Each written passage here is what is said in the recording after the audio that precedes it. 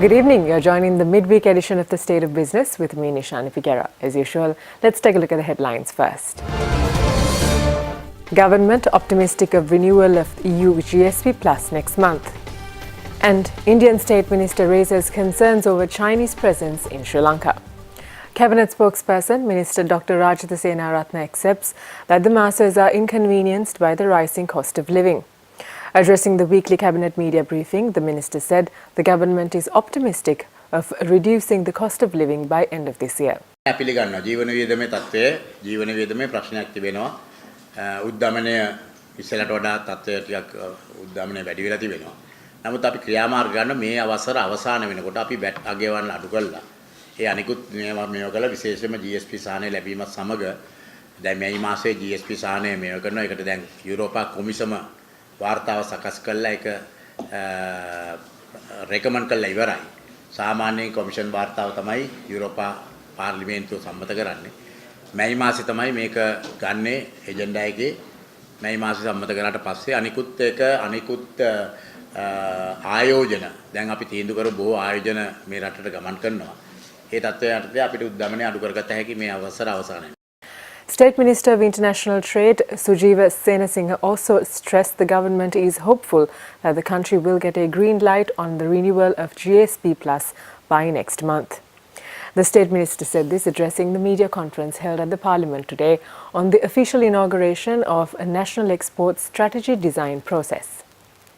NES is a strategic component of the EU-Sri Lanka trade-related assistance project funded by the EU. GSP සහනය අවුරුද්දට අවසානයේ කලින් මම හිතන්නේ මැයි මාසේ වෙනකොට වගේ බලාපොරොත්තු වෙනවා. ඊටමත් අපි ඉවසිල්ලෙන් උනන්දුවෙන් බලා ඉන්නවා මේ GSP සහනය ලැබෙනකන්.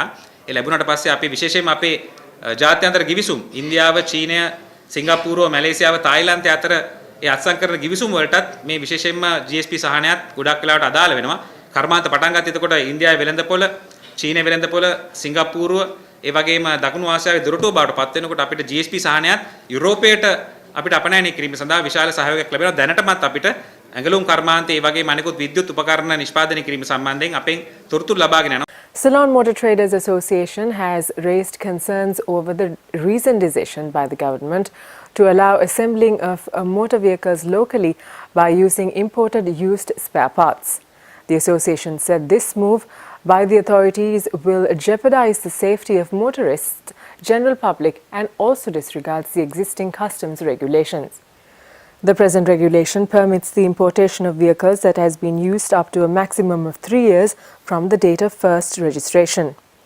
The move also contradicts the government's policy which encourages the re-export of motor vehicles that has been used for a period of maximum of 5 years in Sri Lanka to reduce the impact to the environment.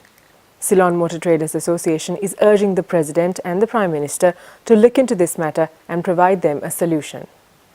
Time for us to slip in for a short break. Stay tuned for more news when we come back.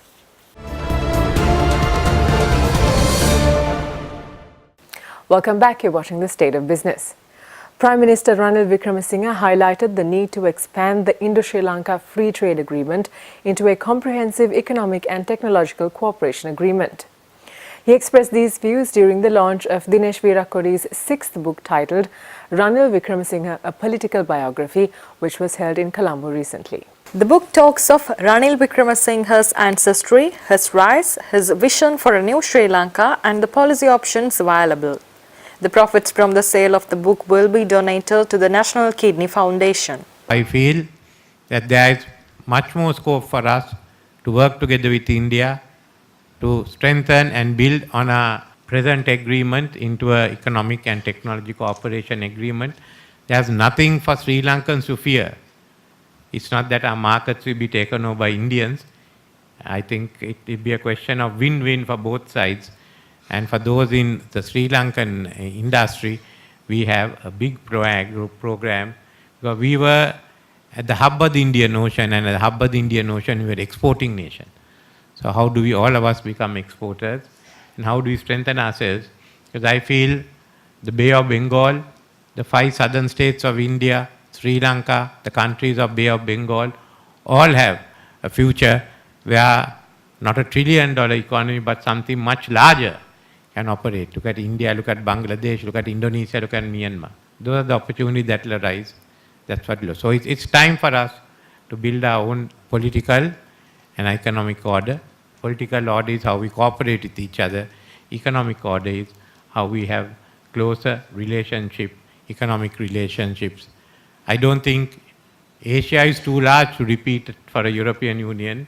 India's State Minister for External Affairs, Dr. Shashi Tharoor, delivered the keynote address at this book launch. Here, he clarified India's point of view on the growing Chinese presence in Sri Lanka's affairs. There are and have been some concerns. Some in India wonder whether China's interest in the Indian Ocean region undermines our own historical links and cultural networks built over generations and centuries. China's new maritime Silk Road is also, of course, anchored in history. The ancient maritime Silk Road of the 15th century started from southeast China and traversed the South China Sea through the Straits of Malacca to Sri Lanka and India, crossing the Arabian Sea to reach the Gulf countries and East Africa. Its revival today, however, is a facet of contemporary Chinese foreign policy. India regards all this with great interest, but it must be proactive too, not least because of those existing links to which I alluded earlier. But it would also be worth remembering that the Silk Roads, even in their earlier avatar, caused serious geopolitical concerns.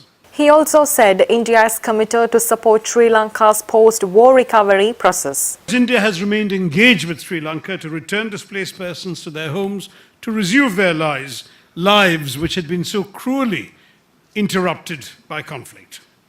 This is not a case of New Delhi wanting to interfere gratuitously in the internal affairs of our southern neighbor, and overall development commitments made by India add up to $2.6 billion, of which nearly $500 million constitute outright grants. For we are not merely keen on mending the damage of the past, we are committed to your future. Let's have a look at how the stock market performed today after this short break.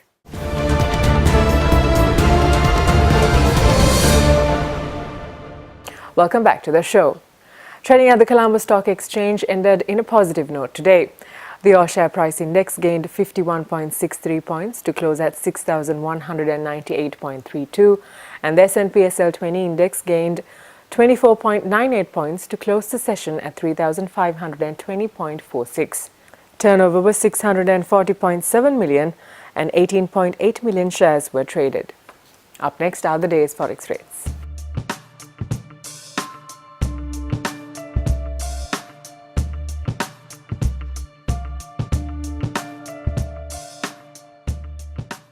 And that's a wrap for today.